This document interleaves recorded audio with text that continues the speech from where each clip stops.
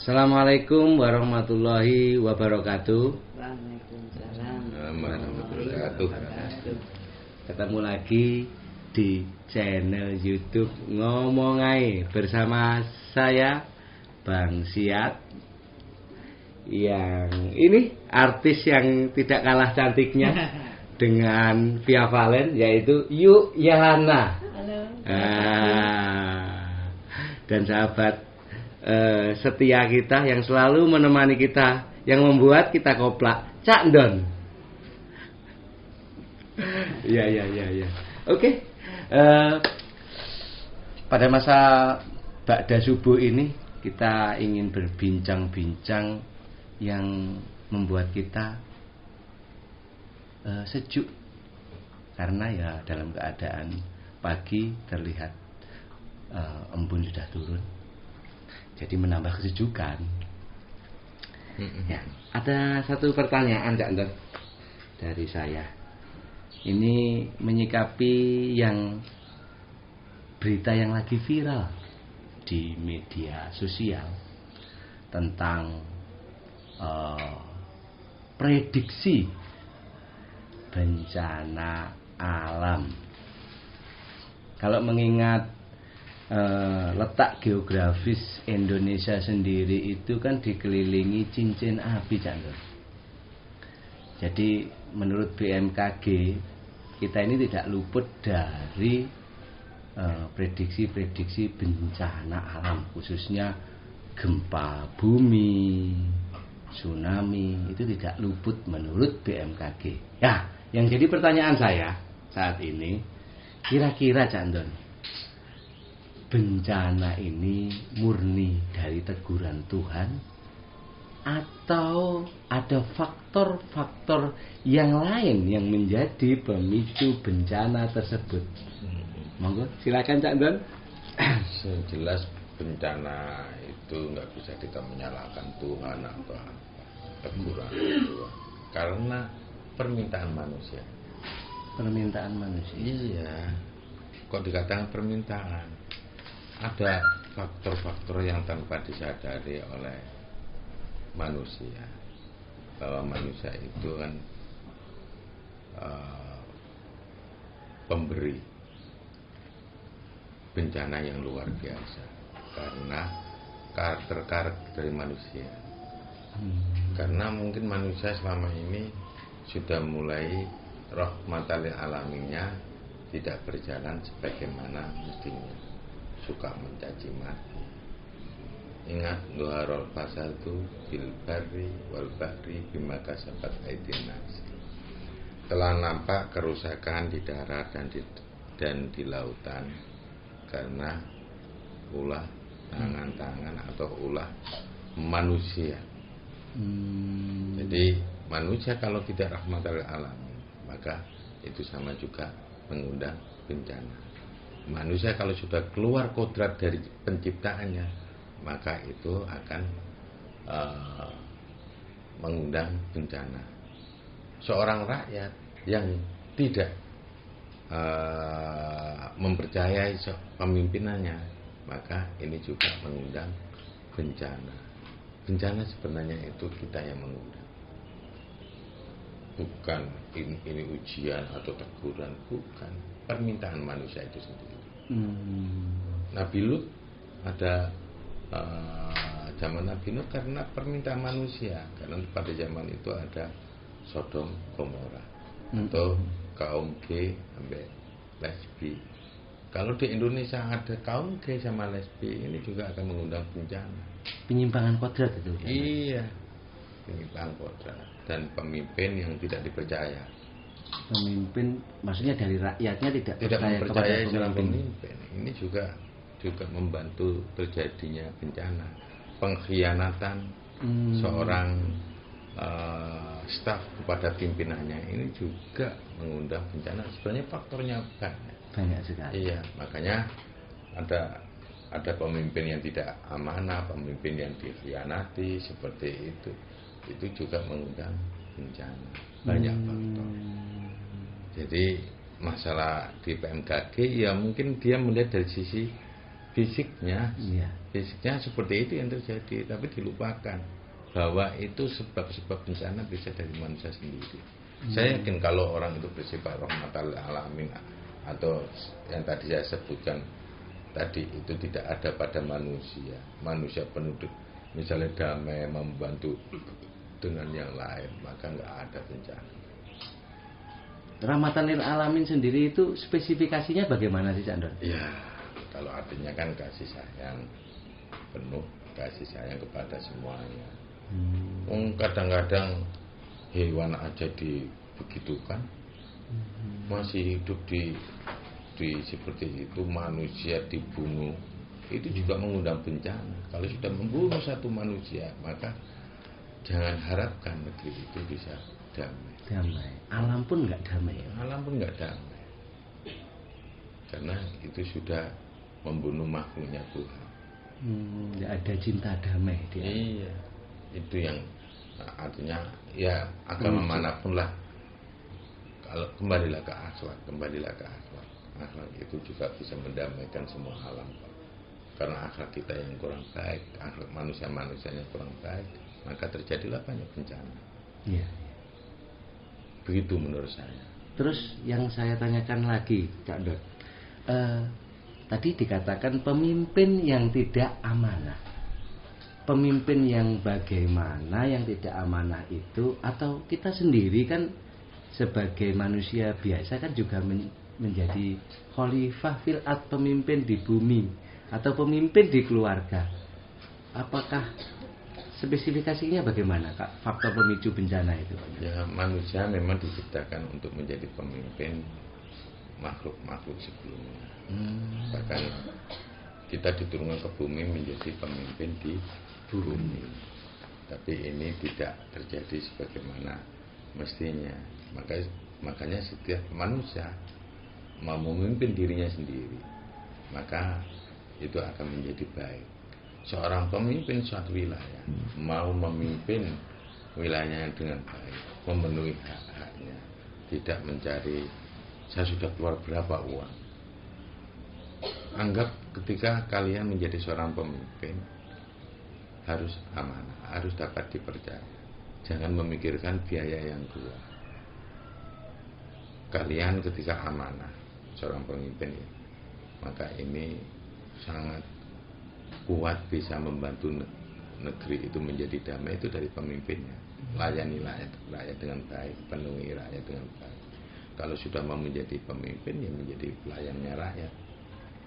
Apa maunya rakyat asalkan masuk akal, sesuai dengan program pemimpin jalan. Dan rakyat juga harus mau dipimpin. Kadang-kadang rakyat nggak mau dipimpin dengan pemimpin yang sudah terpilih. Ini menjadi kacau, menjadi bencana. Pemimpin di mana aja, di organisasi, di perusahaan, itu semuanya harus benar-benar ngayomi.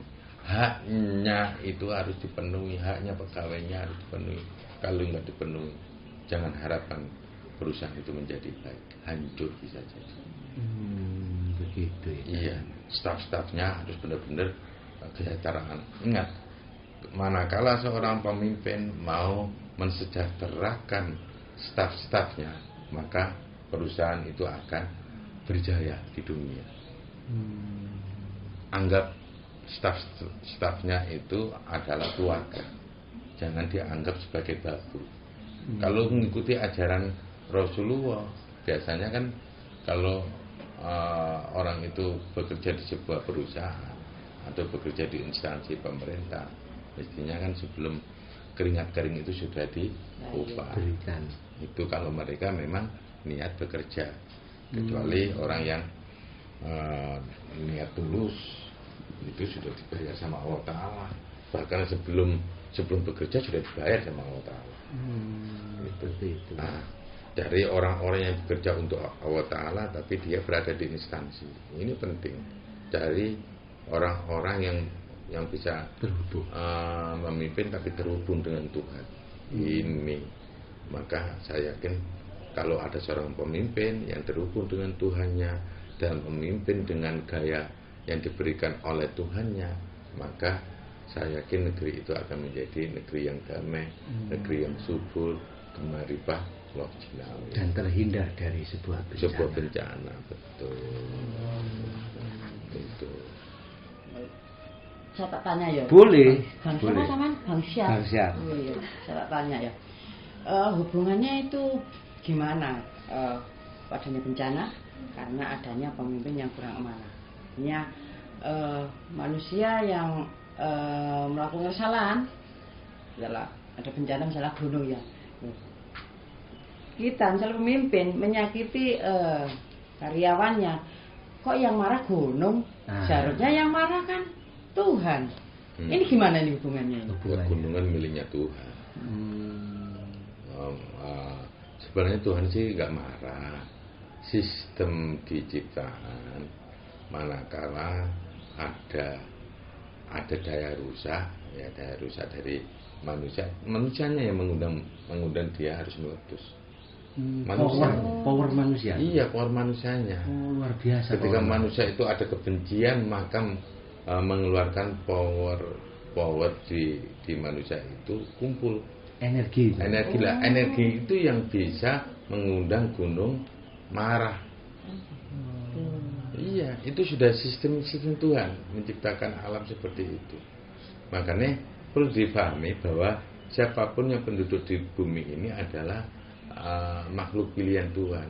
Nah, siapapun yang berada di bumi harus sadar bahwa kalian diturunkan di bumi ini sebagai penopang alam-alam yang lain, terutama di langit. Kalau orang tahu bagaimana dulu langit diciptakan, bumi diciptakan, ini penuh dengan kedamaian, dan bumi adalah penopang untuk langit. Makanya penduduknya dipilih. Ternyata penduduknya nggak sadar kalau dipilih Tuhan untuk berada di bumi. Siapapun yang berada di bumi diberi kesempatan besar untuk terhubung dengan Tuhan, karena dia adalah makhluk pilihan. Tapi ini nggak disadari oleh semua penduduk yang di bumi. Iya, mereka dipilih harus menjaga alam semesta. Malah enggak, yang terjadi ada eksploitasi alam. Itu merusak. Itu termasuk salah satu faktor bencana alam. Gitu. Ini tidak disadari, ya mungkin karena mereka tidak terhubung oleh Tuhan-Tuhannya.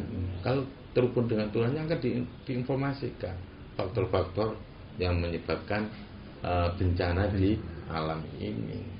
Ya karena belum dengar kabar itu tadi. Iya. Itu maunya saya bacakan, itu dari teman-teman saya itu. Mau saya bacakan biar teman-teman tahu ada informasi rohani yang membuat bencana alam ini.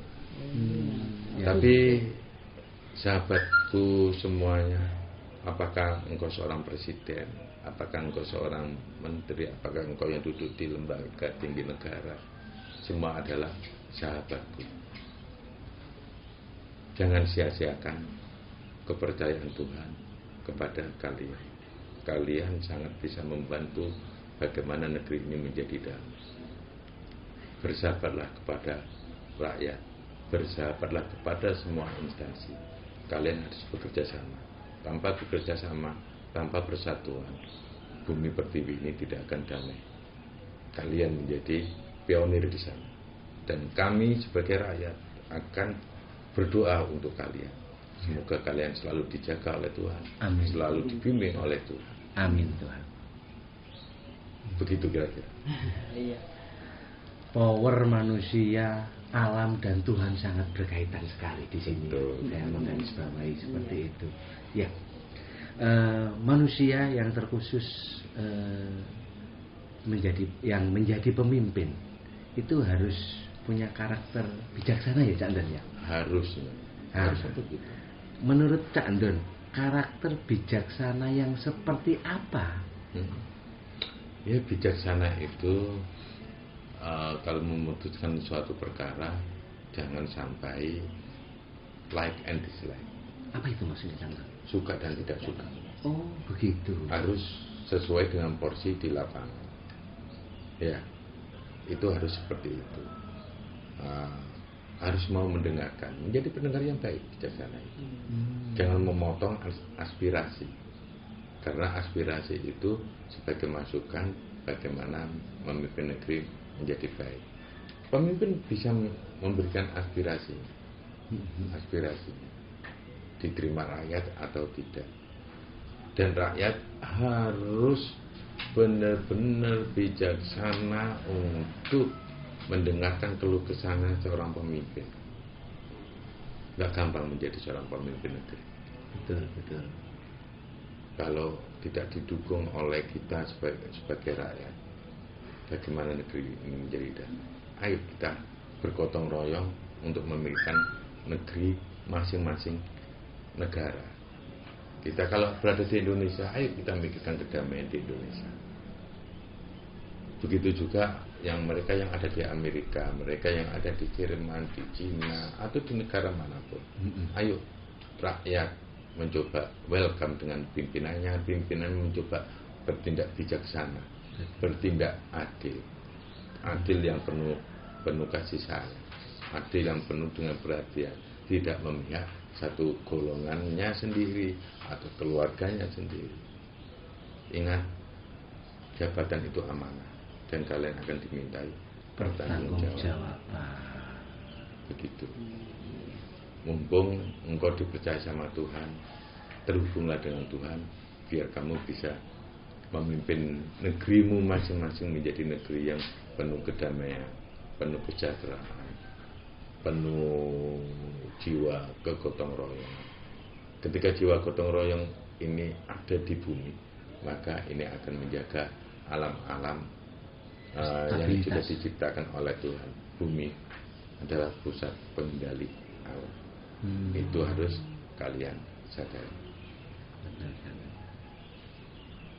Ya, kalau tadi dikatakan power manusia itu sangat besar pengaruhnya untuk kerusakan alam ya. Kira-kira seberapa besar sih satu orang itu bisa menyumbang energi negatif lah katakan ke alam itu seberapa besar, atau untuk menjadikan bencana itu terjadi butuh berapa power manusia? Ataukah satu orang masa bisa menjadikan satu kalau pengikutnya banyak? Maksudnya pengikutnya ini? Iya, misalkan satu ulama. Satu ulama bicara karena ingin nafsunya kepingin dihormati, tidak terhubung dengan Tuhannya, dan statementnya diikuti oleh orang-orang atau pemimpin juga sama, atau partai juga sama, pengikutnya juga banyak. Hati-hati ketika berada di pucuk pimpinan, memutuskan sesuatu, beri statement yang mendamaikan, beri statement yang membuat kita legowo, jangan beri statement yang membuat kita ada satu permusuhan. Wahai para pemimpin, apakah engkau pemimpin perusahaan? Apakah engkau pemimpin partai? Apakah engkau pemimpin organisasi? Apakah engkau pemimpin di setiap departemen? Apakah engkau pemimpin negeri ini? Berdamailah selalu. Karena ketika engkau damai, berarti kamu mendekatkan dirimu kepada Tuhan. Ketika kamu berpikiran semua dengan bijaksana, maka kamu mengundang Tuhanmu untuk bekerja di dalam dirimu. Nggak ada untungnya kita memecah belah bangsa ini. Nggak ada untungnya. Kalau kita memecah belah bangsa ini, maka kita sama juga mengundang kehancuran di negeri ini. Itu menurut saya. Wahai sahabat-sahabatku semua, kalian sahabat saya. Kita satu keturunan dari anak manusia. Bahkan kita sama jin juga harus bersahabat. Bahkan sama malaikat harus bersahabat. Sama nabi-nabinya juga kita harus bersahabat. Seandainya kalian diberi kemampuan untuk berkomunikasi, berkomunikasilah. Kita diajarkan untuk lita'arofu. Kita tidak boleh membenci antara bangsa satu dengan bangsa yang lain. Artinya manusia tidak boleh membenci bangsa jin. Bangsa jin juga nggak perlu membenci bangsa manusia, atau bangsa jin membenci bangsa malaikat. Nggak usah, itu kita diciptakan untuk saling mengenal kok. Begitu menurut saya. Kalau itu terjadi, maka semua penuh dengan damai kita ini. Negeri ini menjadi damai. Tuhan menciptakan alam semesta ini dengan penuh kedamaian. Ayo, ini sudah hari akhir. Hari akhir. Bantu Tuhan untuk menciptakan kedamaian di hari akhir ini. Sampai koncone cek akeh ya. Iya, enak kok jaga. Seandainya penuh kedamaian kan asik ya. Betul. Kalau terjadi pokoknya yang seperti tadi, seorang ulama perkataannya harus hati-hati karena diikuti oleh banyak orang. Makanya apa yang keluar harus mendamaikan, mendinginkan rasa dari hati itu. Betul. Terus kalau sudah terjadi seperti itu misalnya, apakah tidak bisa disikapi barangkali dengan doa? Intinya disikapi dengan rohani lah. Intinya misalnya kalau saya seandainya saya bisa bicara dengan gunung laut, saya akan ngomong, gunung, kamu jangan meletus. Nanti kasihan itu di sekeliling kamu itu bencana, mereka sengsara. Bisa begitu? Seandainya saya jadi gunung, meletus itu bukan keinginan saya, karena diinginkan oleh manusia. Dan dia merasa diperintah oleh Tuhan karena sistemnya seperti itu. Maka kita orang-orang yang saudaraku yang terhubung dengan Tuhan, kenali Tuhan dengan baik. Mintalah kepada Tuhan yang Maha mengatur. Mintalah Tuhan yang kepada yang pemberi petunjuk. Di sana ada banyak petunjuk kalau kita mau. Mintalah semuanya. Dan bagaimana cara sebuah alam ini menjadi damai. Kita bisa memang bicara sama gunung. Bicara aja. Ngajak mereka. Mereka juga makhluknya Tuhan, juga berhak untuk ditemui oleh Tuhan. Jadi kita bisa bersahabat dengan mereka ya. Harus bersahabat semuanya dengan alam. Apakah angin, air, ya, atau awan, tanah, bicaralah. Bicara sama bumi. Sehingga kita keluh kesahnya bumi. Betul. Ya. Oh iya, keluh kesahnya bumi. Kita bicara. Bisa. Apa yang dirasakan oleh bumi? Ayo kita ngomong sama bumi. Bumi ini bisa diremajakan asalkan manusia jangan menjadi perusak. Kembalilah manusia ke akhlakul karimah sebagaimana diajarkan oleh Rasulullah atau diajarkan oleh nabi-nabi yang lain. Semuanya mengajarkan akhlak secara horizontal, akhlak secara vertikal. Ini harus berjalan seiring. Maka saya yakin semua akan menjadi damai. Ilmu apa menunggu pelajari? Ya itu, mungkin itu ilmu bayangan yang diimajinasikan. Jawab dulu. Oh jangan, nanti saja, wayahnya belum ini.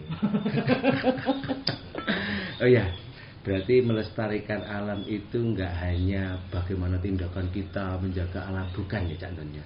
Artinya sama akhlak itu juga bisa ternyata. Mulailah dirimu sendiri, mulailah dirimu sendiri untuk menjadi baik. Semua terhubung dengan Tuhan. Marilah mempraktekkan akhlak yang diajarkan oleh Rasul. Jangan disia-siakan ajaran kebaikan Allah Ta'ala yang melewat Rasulullah atau nabi-nabi sebelumnya. Itu harus kita rekam untuk menjadi perbuatan kita di hari akhir ini. Ingat, ini sudah hari akhir sahabatku. Kita harus berpikir untuk selalu membenahi akhlak kita. Kita menjadi manusia penetral alam semesta agar tidak marah. Luar biasa. Oke, yang dapat saya garis bawahi bahwa manusia itu juga sebagai miniatur alam yang sangat penting. Nah, bagaimana nanti kelanjutannya? Ingin tahu rahasia apa yang ada di manusia sebagai miniatur alam? Kita nanti akan berjumpa lagi di part berikutnya. Saya kurang ya. Iya. Cuman bagaimana lagi? Lama-lama nanti dilihat orang itu membosankan. Iya. Sedikit tapi mengena. Oke, biar mereka merindukan kita. Betul. Iya. Kayaknya. Oke. Kayak yo Dewi.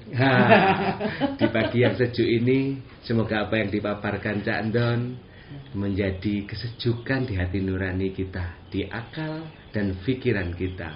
Semoga ini semua bisa jadi bermanfaat fid-dini wa dunya wal akhirah. Amin. Oke, saya tutup part ini.